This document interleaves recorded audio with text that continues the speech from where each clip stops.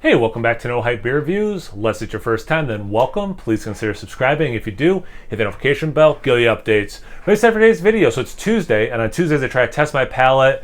Mystery beers, I do a lot of those, like if you don't know what it is, right? Like what better way to test your palate. Try to do some things, maybe like some styles I don't drink a lot, or maybe even venture out. I've done a couple coffee reviews at this point. Maybe do some like spirit reviews, because that might help me kind of better pick up spirit in the beer that's been aged in barrels, that kind of a thing, right? So I was kind of thinking, what should I do for this Tuesday? And when I did the unboxing from Woodland, and thank you so much, Woodland, I really appreciate it, obviously. When I was like doing unboxing, I'm like, this is different than something it's similar in many ways to things I've had, but it's a little different. So like I was saying, this is from Woodland, and this is Barrel Pull Series. This is from 2021. It's a 12% beer. And they only had 150 of these, and they gave me the 58th one, so obviously I really appreciate that because it's so limited. So here's what it is. The Barrel Pull Series brings you the unadulterated experience of sampling beer directly from the barrel. Now, I have had beer right out of the bright tank before. One of my favorite tours ever was Trogs, and we tried beer, out the bright tank. And then, like, almost immediately tried an earlier version. It was the Troganator out of a bottle, or maybe it was a draft pour at that point. But anyway, like, we tried like that part of the process, and then the finished product. So like that I've done, or other breweries out doing a tour, and they're like, hey, let's try it off the bright tank. But I've never had a beer right out of the barrel. Intentionally served still and uncarbonated. That's what's got me the most interested in why I thought it might make sense to do it on a Tuesday. None of the flavors are masked whatsoever. This is my way of being able to share this experience with you. And that's Keith, who's a brewmaster there. And again, Keith is the one who reached out and sent these beers, and I do really appreciate it. So far, I've really enjoyed the beers. I've posted 2 already, but I've reviewed 3. I did the third one with Matt from Massive Beer Reviews, and that should be out this Thursday, actually. So Barrel Pull 1 is an Imperial Stout, which I've reviewed many Imperial Stouts. Voyager number 3, aged in Islay, is that how you pronounce it? Scotch whiskey barrels. Now, or Scotch whiskey barrel single. I love peaty Scotch, and I'm wondering, how peaty this is. Layers of roast, chocolate, oak, whiskey, and peat. There you go. Peat smoke make way for more subtle flavors of leather and toffee. My bad. I didn't realize I'm tasting those. Sometimes I try to go on these pretty blind, and it's all good. I'll still give you what I think. So knowing everything I know about this beer, I was just thrown off that there was no hiss. But of course, there's no hiss. Let's get into a glass. Right out of the barrel. Man, what a trip. Even pouring it, just what a trip of an experience. It's there's a head, but you see what carbonation does in terms of creating a head versus just pouring a liquid and some of the bubbles that form.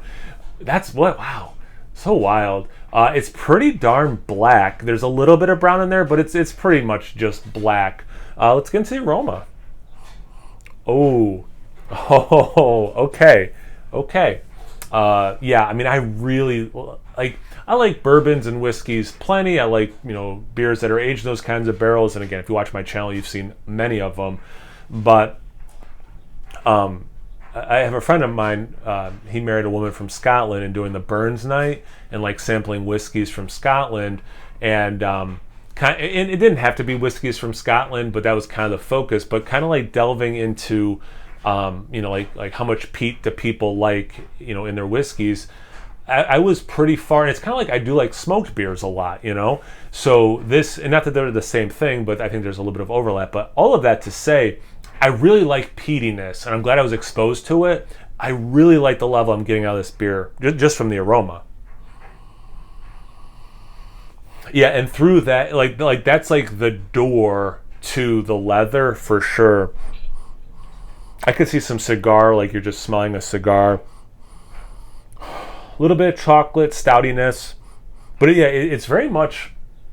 It's more focused on the peat, the leather, the tobacco. For me, anyway. Wow, I love that. And maybe it seems, not overly complex because it is like these three things predominantly, and then there's like a little bit of chocolate as the fourth thing.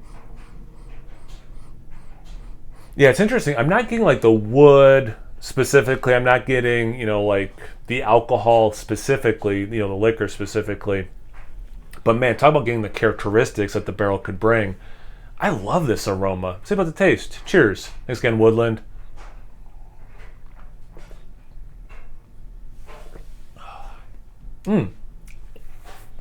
Wow. Again, I'm so glad I did decide to do this on a Tuesday because it is different enough. Wow. Don't get me wrong. There's way more chocolate in the taste than I got in the aroma. And I talked about it, and there was some in the aroma, but way more in the taste. That's kind of what made me say, wow. But man, you still get that peatiness. I do actually get some like barrel. For me, it's more of like, oh, this was aged in a barrel versus oak tannins aged in a barrel, like aged in like a liquor barrel. But yeah, that chocolate thing. But man, what a trip! The lack of carbonation, like it's so interesting. You have these huge flavors, but you don't have like the carbonation prickliness that kind of like slows you down. Like I feel like I could, like, despite how big the flavors are, I feel like this beer could go down very quickly, which is super interesting. I am getting a little bit more chocolate now that I have it on my palate, fair enough, but it's still basically everything I was saying before.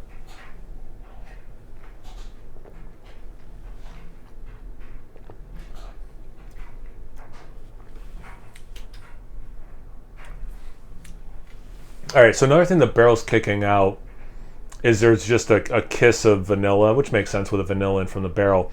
But yeah, that peatiness is nice. And this chocolate, I'm going to say it's a little bit more milk chocolate, which is really interesting because it's these bordering on savory kind of things, especially in the aroma. And you do get some of them in the taste, but there is enough sweetness there that when the chocolate hits, kind of makes you think more like of a sweet milk chocolate. I guess if anything, it kind of brings a balance to some of the, like, not full on umami things, but like definitely like in that wheelhouse, in that realm, I should say. And it's cool too, again, as I'm on these Tuesdays where I try to, again, test my palate. I know it's probably annoying how much I say it, but it's really interesting too, like how the sip goes without the addition. You kind of, right? Beer, you just take it for granted. It's carbonated.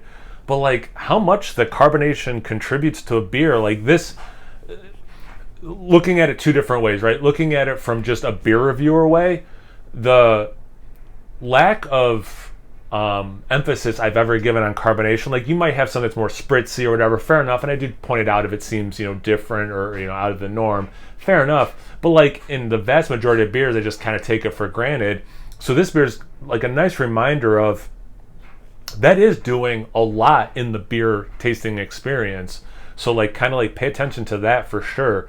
From a beer enjoyment point of view, it's tasty, but B, it's tasty in a way that like it's kind of mind blowing because it's so beer like, but not because of that lack of carbonation. But man, what a trip! What just a delicious trip to be on. I could just keep smelling this. I love that aroma.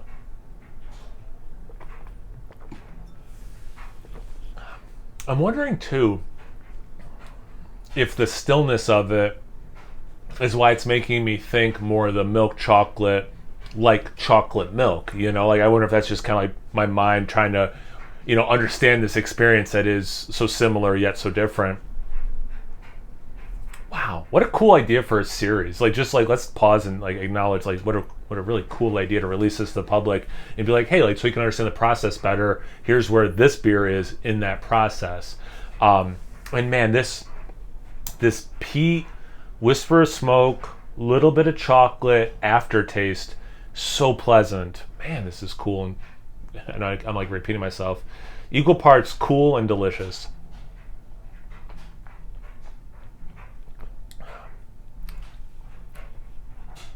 I'm finally getting some oak notes. Okay, so it is there. I'm glad I kind of persevered with that.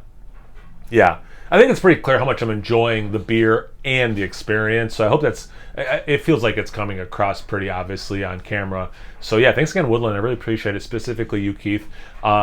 Really fun, different, delicious. Just yeah, I'm cloud nine right now. This is so awesome. So yeah, thank you. How about you guys at home? Have you had whether a beer right out of the bright tank where it's not finished, or a beer right out of the barrel, like, or, are you like me, you've never had that before, or have you had it before and you want to talk about it?